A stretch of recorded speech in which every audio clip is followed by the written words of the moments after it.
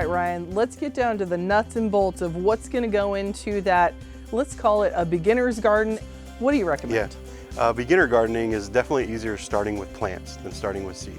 Seed can be surprisingly difficult sometimes, and you do have a little bit more limited selection when you're selecting from plants.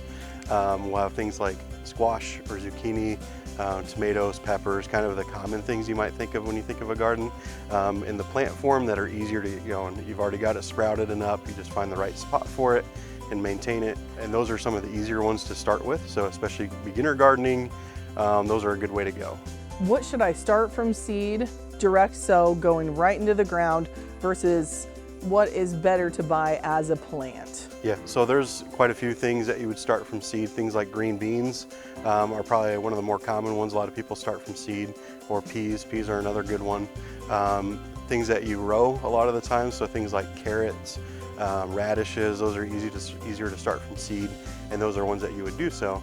And when you plant those, you row them and you grow a lot of them at a time, and those would be ones you start more from a seed. I think my son's favorite thing to grow are onions. Yeah. Because you can just buy the little sets and plug them in, and there they start growing immediately. And we just cut them as a spring onion, so it's not even taking very long for them to get to the point where they're ready to harvest. So those are always fun.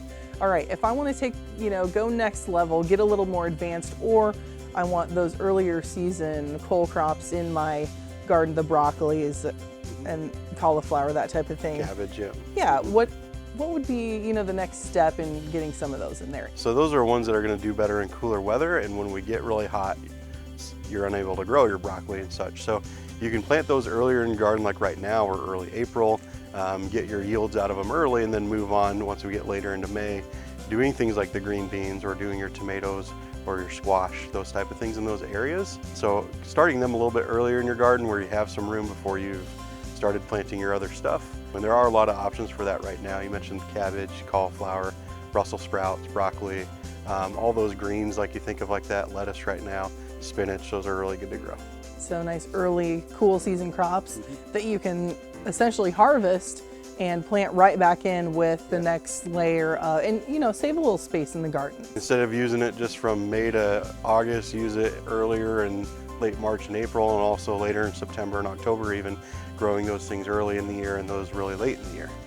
The thing that I want to mention that I think is so valuable about coming to Earl May is the fact that you can help me diagnose plant problems. And I don't think people realize that. If you bring a leaf or an issue with a fruit or a picture in a sealed bag, of course, if you're going to bring it in, or just a photo, you have helped me so much just to figure out the issues I'm having on my end, whether it's soil problems or pest problems. Absolutely. So you're probably going to see that again too this year. Look forward to it. I appreciate your time and love shopping here, and looking forward to working together on this Let's Grow collaboration even more.